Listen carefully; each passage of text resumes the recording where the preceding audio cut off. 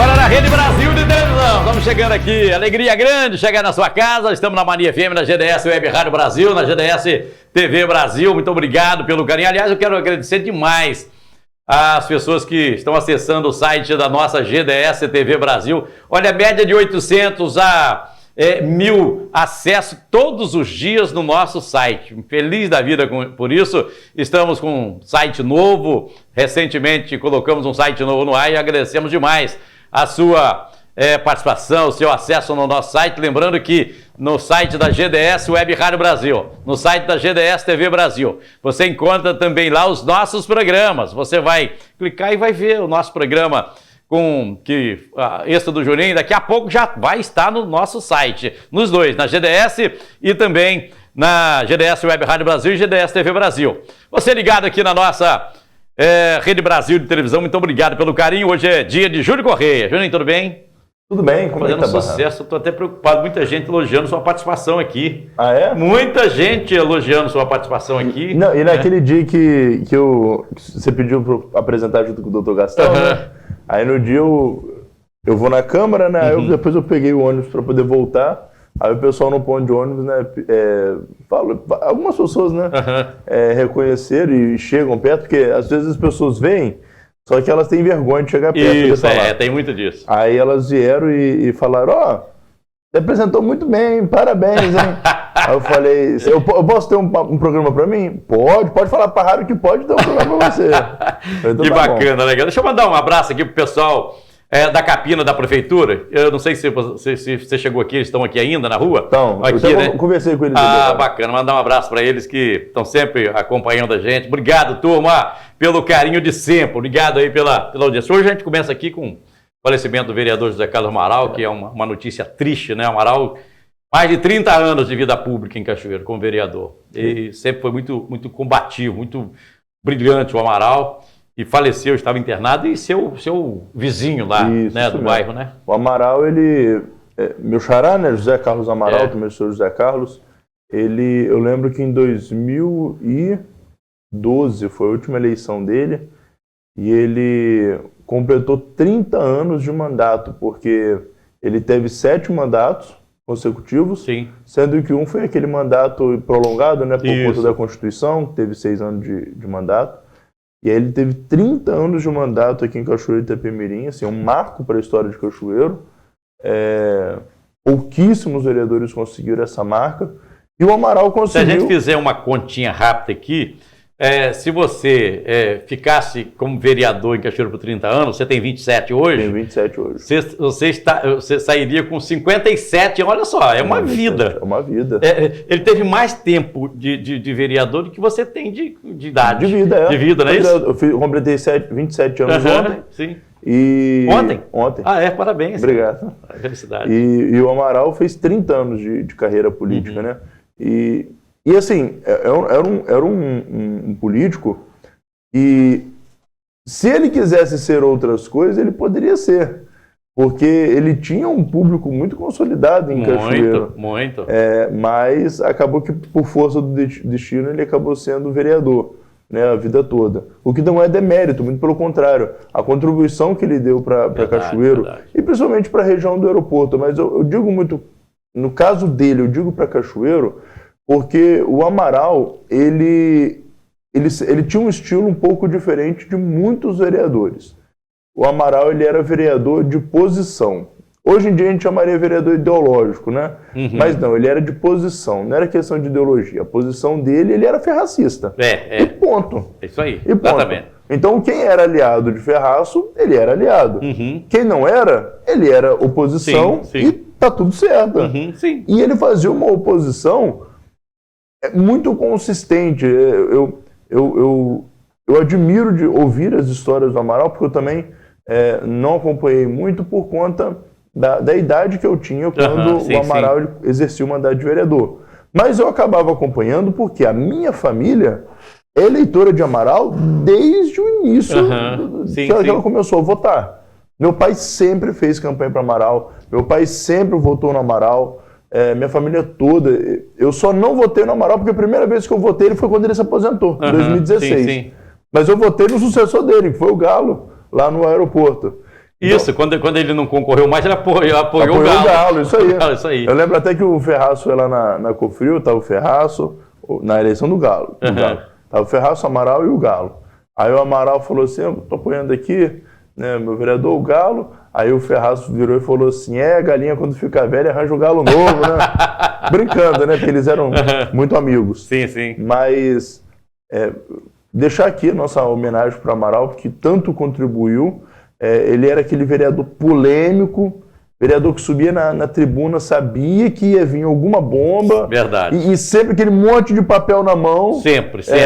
Alguns em branco, mas o pessoal fala que alguns em branco, não tinha nada. Mas ele levantava, eu tenho prova.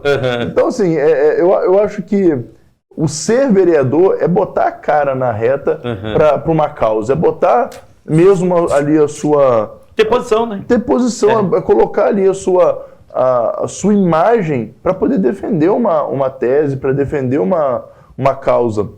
E você sabe que o Amaral ele sustentava muito o discurso dele pelo conhecimento do regimento interno da Câmara. Sim. Aquilo dava uma sustentação muito grande. Acho que o tempo também, o tempo que ele teve de Câmara, ele foi compreendendo, entendendo. E ele foi um dos que construiu o regimento, né? Porque o regimento da Câmara é novo. O regimento da Câmara é de 2001. O Ari era o segundo secretário na época, né? Ari Correia, que hoje é vereador de novo. Ajudou a construir. Ajudou a construir. Então, eles que ajudaram a construir sabem de cabo a rabo o regimento da Câmara, né? E assim, quem sabe regimento e lei orgânica, né? Principalmente quem passa muito tempo igual ele, que conhece muitas leis, porque muitas leis passaram por eles. Ele acabou votando, ele acabou discursando. Então, acaba um pouco facilitando, até mesmo nos debates, porque tem conhecimento de causa, né? É aquela questão, quando as pessoas me perguntam, Juninho, você acha que tem que renovar tudo 100%? Eu acho que não. Eu acho que a experiência, eu acho que o valor daqueles mais antigos é justamente isso, é manter uma memória de lutas passadas, de um arcabouço e que vem lá de trás muito grande. Então você preservar essa memória e fazendo essa substituição aos poucos é importante. O Amaral é isso. O Amaral, depois que ele se aposentou, o bairro Aeroporto ainda não ficou órfão, né? Porque depois dele, mesmo o Galo não ganhando, mas o Carlinhos Miranda ganhou, aquela da região. Aí dessa última o Carlinhos não ganhou, mas eu ganhei. Então isso é uma demonstração de que ele produziu frutos. Né? O bairro Aeroporto tem bons frutos que vêm política, né? Vamos colocar assim. Sim. Politicamente, né? O Amaral tinha volta cidade toda, mas tinha principalmente no aeroporto e tinha também na região do Valão. No Valão, o irmão dele mora lá. O irmão dele sempre ajudou muito lá. E aí a notícia triste aí foi com o falecimento do Amaral, que uma figura realmente espetacular, além de ser um ser humano maravilhoso. Amaral polêmico, brigador, mas um ser humano com um coração sensacional. Eu lembro que em 2018 eu sentei com o Amaral. E aí ele começou a contar tanta história. Eu falei, Amaral, deixa um dia eu sentar com você para escrever um livro sobre todas as histórias que você viveu. Não, Juninho, não posso não, porque tem muita coisa aqui que é segredo, que prometi que eu não ia falar. Eu falei, Amaral, eu me comprometo com você que eu escrevo, eu só publico depois que todos os envolvidos já tiverem partido. Né? Falei brincando, mas ele falou que não. Ele tem muita história mesmo, tá? Ele tinha, né? Ele tem muita história.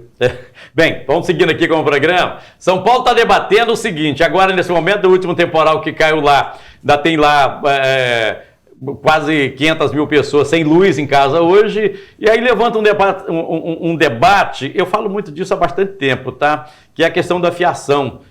Por cima ou por baixo. São Paulo começa a debater isso porque agora sentiu na pele, mas um debate porque as árvores caíram, derrubaram o fio e tal, postes caíram e a cidade sem energia. Como é que você pensa disso? Você que está pensando em ser prefeito de Cachoeiro, você pensa em... Você pensa em alguma coisa nesse sentido? Penso. E lá foram dois problemas, né? Porque lá o governador estava falando ontem que tem tanto problema da fiação aérea, né, que fica exposta, mas também tem um problema... lá especificamente tem um problema de poda de árvore, porque em algumas regiões existe um ativismo muito grande do Ministério Público para não se fazer poda, porque eles entendem que é uma poda muito agressiva para o meio ambiente, né? Sim. Mas tem poda que você tem que cortar mesmo, senão vai para fiação. As pessoas precisam. Essa questão de poda é um negócio que tem que ser discutido, porque cachoeiro, por exemplo, fala de poda, e cachoeiro não poda, ele destrói a árvore, ele regaça a árvore toda. Basta ver a da Câmara, né? Para fazer uma poda, eu achei que ia arrancar a árvore. Não, regaça a árvore toda, fica tudo feio, o negócio assim, cortado no machado. Pois é, então assim, eu acho que poda é aquela coisa. Eu acho que demora tanto tempo para poder fazer a manutenção que ela fica tão grande. Aí eles ficam assim, não, vamos cortar bastante, porque aí demora para a gente voltar. Eu acho que é esse o pensamento deles. Em frente à minha casa tem uma árvore que nós plantamos já há alguns anos, uma árvore linda em frente à minha casa lá, uma calçada. É uma árvore que ela dá sombra na rua inteira, parte do nosso quintal, é uma árvore linda, uma maravilha, tá? E uma vez eu chamei o pessoal da Prefeitura, do Governo Castelhano, chamei para fazer a poda, eles foram lá. Aí, chegando em casa na hora do almoço, aí você tem uma curva assim na minha casa, tem minha rua assim, você vem, aí você curva, e quando você curva, você dá de cara para a árvore assim. Aí quando curvei para lá, minha mulher entrou de desespero, começou a chorar. Começou a chorar desesperado, porque arregaçaram a árvore todinha. Não, é um problema. Arregaçaram a árvore. Foi que raio de poda. Você não falou que ia podar, foi podaram. Não podaram, destruíram a árvore. Lá na esquina de casa, ali na entrada de casa, também tem uma árvore. Quando eles vão podar, a árvore é cheia, né? Eles botam no galinho, aquela coisinha mais feia do mundo. Né? Fazer o quê, e né? tem os lugares, umas cidades, que as árvores são podadas. Direitinho, né? fica bonito, né? Negócio bem feito, bonito. Cachoeira é um tira negócio... só os excessos, né? Isso, exatamente. E eles arrancam tudo, né? Mas aí você falou um negócio interessante, eu acho que demora tanto que quando vai não dá mais para fazer o negócio ficar bonito, tem que regaçar tudo mesmo. Porque aí você... Porque aquela coisa, se você deixar o galho crescer muito, no meio já não cresce folha, né? Então você corta, parece só galho. Então isso você aí. arranca tudo para começar a crescer folha e encher. Mas, voltando à questão sobre o assunto da fiação. Um problema, uma problemática aqui em Cachoeiro, que a gente vê muito. Eu senti um pouco na pele no ano passado, no ano de eleição, porque a gente sobe em trio elétrico, né? Mas isso a gente já vê isso desde o início do mandato até antes. Nós temos em Cachoeiro muitos pontos que a fiação fica muito baixa. Isso. Ela não é principalmente a de telefonia. A de telefonia, isso aí. E são aquelas que justamente cruzam a rua. Isso, exatamente. Para poder ligar de um poste para o outro. Passa caminhão, passa ônibus, passa às vezes um caminhão que tem uma caçamba um pouco mais alta, pega, bate na fiação e poca. Isso aí. Ali em frente de casa, do outro lado onde tem um açougue ali da Cofril, de vez em quando tem um fio caído em frente à entrada da minha garagem. E aquela rua ali também, a Rua João Batista Calegari, de vez em quando passa muito caminhão, poca uma fiação. Eu tenho uma visão de... Em alguns pontos da cidade, principalmente pontos comerciais, por exemplo, igual o Bernardo Horta, o centro da cidade, regiões onde você tem um comércio muito grande e onde você tem a presença de caminhões... Deixa você falar isso depois do intervalo. Rapidinho. Intervalo? Aí você fala disso, porque eu acho que isso é um assunto importante. Eu sou meio sonhador, né? Eu sou um negócio meio doido assim. Eu sempre já imaginou a cidade de Cachoeiro com a fiação por baixo, subterrânea, e no local do poste a gente plantar uma árvore, né? Mas para ser podada, né? Cada lugar, cada poste, uma árvore, tornar essa cidade uma cidade arborizada com a fiação subterrânea. Vamos falar disso depois do intervalo comercial. Já voltamos, segura aí.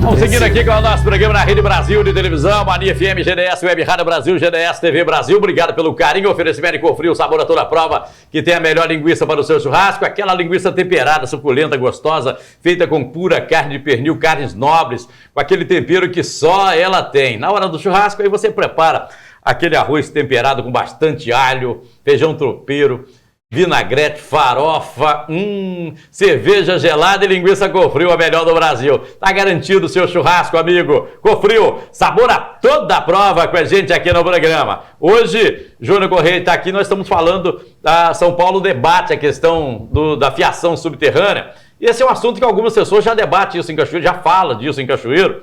Como o Júnior é um pretenso candidato à prefeitura de Cachoeiro, aí eu penso, você pensa nisso? Esse é o assunto. Mas você falar o seguinte, em alguns pontos, alguns lugares da cidade, você pensa.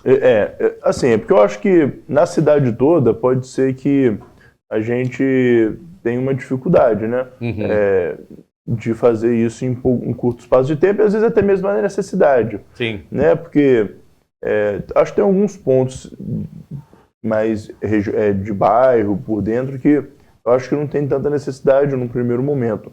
Mas eu acho que no primeiro momento tem sim que ser feito um trabalho de se colocar a fiação subterrânea. Aí é o que eu falei, alguns pontos comerciais, a gente passa na Bernardo Horta ali, você vê aquela fiação na frente da placa do pessoal, às vezes a pessoa quer fazer uma fachada bonitinha e tem aquela fiação feia na frente. Horrível, é isso aí. Aí na 25 de março ali, mesma coisa. Aquele monte de fio, e aí tem um fio de tensão em cima, tem aquele fiação de telefonia, internet, é tanta coisa, e às vezes um estoura, aí fica aquele emaranhado, aí fica aquele troço.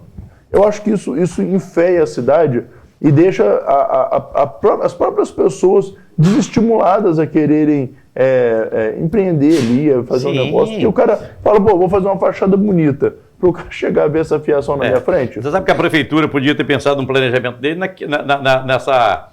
já com essa rede que está colocando aqui agora, já poderia ter convidado a EDP antecipadamente aqui. Coloca um manilhamento, alguma coisa que vai fazer aqui junto, para depois não ter que quebrar a cidade. Né? Aliás, não foi pensado. Tem um negócio aqui, cara, que chega a ser engraçado.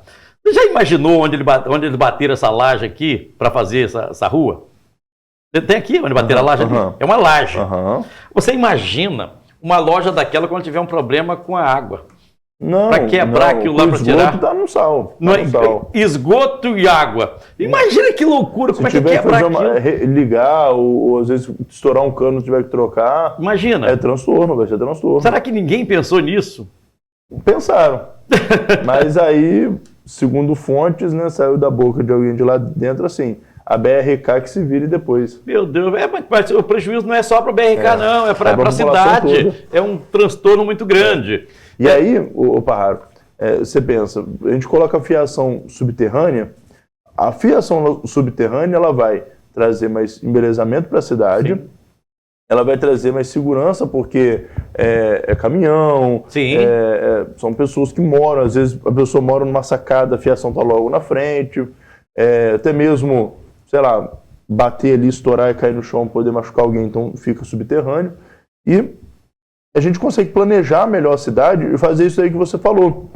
Onde tinha um poste, você pode colocar uma árvore, né? E aí existem vários tipos de árvore, né? Tem aquelas árvores que o próprio tronco ela fica mais grossa, mas tem umas que o tronco fica um pouco mais fino, por exemplo, flamboyant. E ele fica muito bonito. O flamboyant, quando floresce depois, valoriza ainda mais a cidade. Fica lindo demais, fica lindo demais. Então, além de você deixar a frente, sacada de casa, a frente de loja, tudo muito mais bonito, né? E você falou dessa obra, mas a prefeitura assinou uma parceria público-privada com a rede elétrica para poder fazer a troca e colocar lâmpada de LED. Poderia já ter pensado tanto na rede elétrica, de colocar subterrâneo em alguns pontos da cidade, já poderia ter pensado em, por exemplo, alguns postes na cidade, já colocar placa fotovoltaica para ser uma geradora de energia ali, até para diminuir a taxa de iluminação que a gente paga, já poderia ter pensado todas essas questões de embelezamento, ordenamento da cidade. Tudo isso a gente pensa agora para longo prazo. Não é algo que a gente faz de uma hora para outra. Não é um negócio que você vai, vou fazer em 2 anos, 3 anos, 4 não.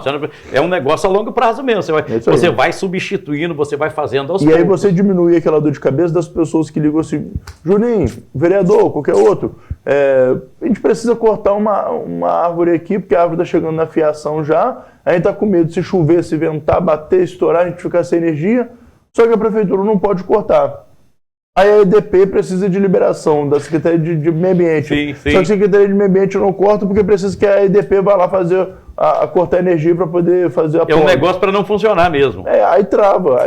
Não tem esse problema. Se fizer planejado, não tem esse problema. Deixa eu tocar num assunto polêmico com você, porque isso aqui entrou no meio da conversa por causa de São Paulo, essa questão aí. E aí, se você se eleger, eu vou cobrar de você lá na frente. Cadê a fiação, né, aqui no programa? Brasília é tudo por baixo dela. Isso aí. Brasília. E a cidade fica muito mais bonita, né? Fica muito mais bonita. Quem é mais terrorista, Hamas ou Israel? Não, com certeza é Hamas. Hamas é terrorista porque Hamas não é um Estado. Então, é aquela coisa, vamos pensar assim. Vamos falar de comportamento. Oi?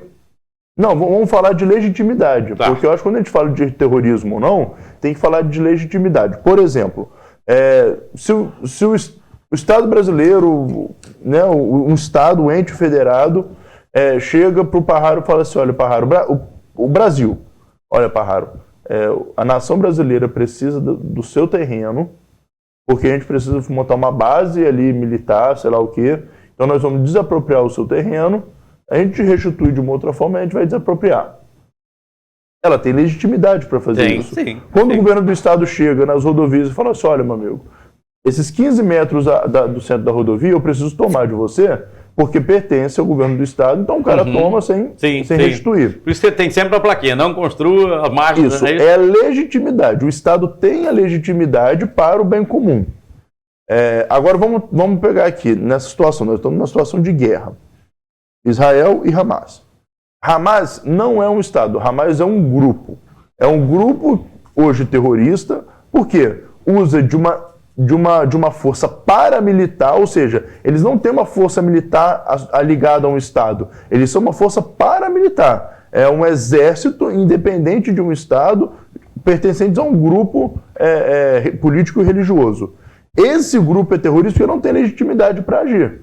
Israel não, Israel é um país. Então Israel age na legitimidade de proteção dos seus. Eu não estou querendo aqui justificar todos os atos de Israel, porque eu acho também que não é do Israel agora. Esse Estado de Israel que nós temos agora é o Estado de Israel que foi fundado pela ONU há 60 anos atrás. A gente tem que lembrar disso. Esse Estado de Israel fundado pela ONU não é o Estado de Israel da Bíblia, não é o prometido por Deus, é o Estado de Israel da modernidade. Esse Estado de Israel, quando foi instituído, agrediu o direito de muitas pessoas, porque muitas pessoas foram expulsas da sua terra para se colocar alguns judeus espalhados no mundo. Tanto que nem todos foram, porque nem todos os judeus concordam com o Estado de Israel. Esse Estado de Israel, na verdade, né? Concorda com o Estado de Israel histórico, prometido por Deus, não esse da ONU. Então, fazendo a diferença, o grupo terrorista é o Hamas, porque não tem legitimidade. O Estado de Israel tem legitimidade a se proteger na guerra. Só que alguns atos do Estado de Israel têm que ser revistos porque a guerra ela tem que ser justa. Você não pode, por conta de uma guerra, extrapolar alguns direitos humanos. Por isso que existe a lei de guerra, né? Existe lei de guerra. Isso aí. É preciso compreender que mesmo numa guerra existe regra. Ordenamento. Tem um ordenamento numa guerra. Quando não existe, aí a reação internacional, ela praticamente força a uma sanção contra. Por isso que deu a Segunda Guerra Mundial. Sim. Por exemplo, uma das leis de guerra, não se deve atacar cidades históricas. Hitler atacava cidades históricas. Então, o que aconteceu? Guerra Mundial. O mundo se voltou contra o eixo. O próprio Estado Islâmico. O Estado Islâmico atacava regiões históricas. O mundo inteiro se voltou contra o Estado Islâmico. Então, existem algumas regras que mesmo numa guerra você tem que respeitar.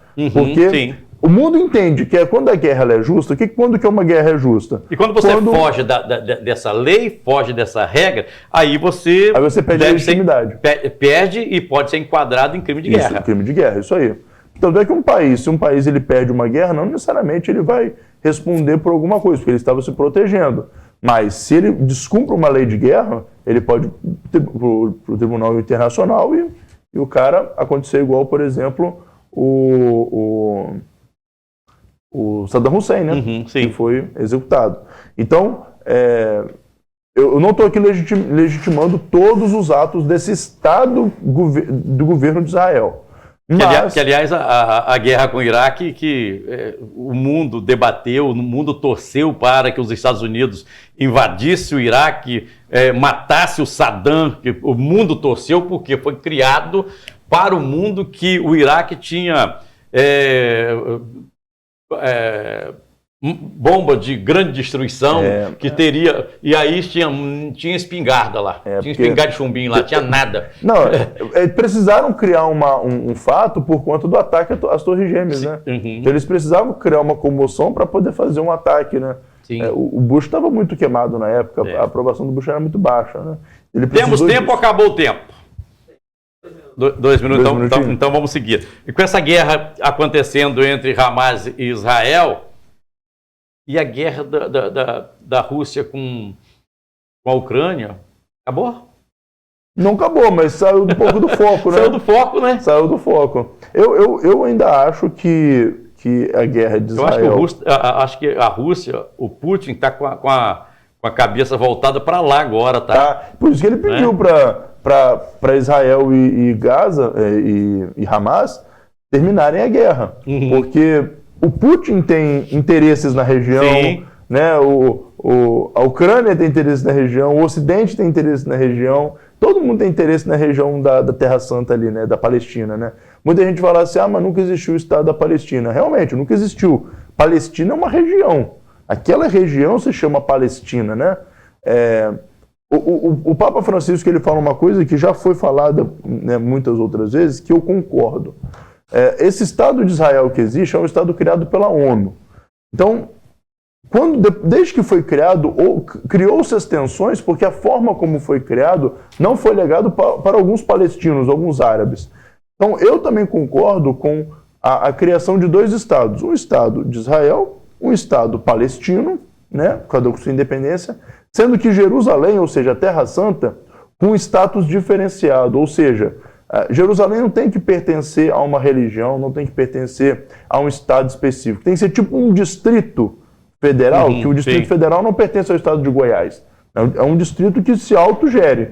Então, Jerusalém tinha que ser isso. Tinha que ser um distrito, quase que um distrito internacional, que se autogere. Não pertence a Palestina, não pertence a Israel. Por quê? É de interesse de muitas religiões. É interesse de muçulmanos, judeus, cristãos, né? Ali existe um valor religioso, um valor histórico para muita gente.